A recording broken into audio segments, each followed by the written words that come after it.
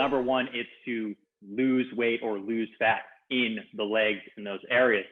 Best way to do that is nutrition, but we're talking about exercise here. So get your nutrition on point. But exercises, I'm going to say walk and hike. It doesn't need to be any more difficult than that. Weight loss is increased by caloric deficit, which is done with nutrition or burning more calories. Walking is great. Everybody can start by walking.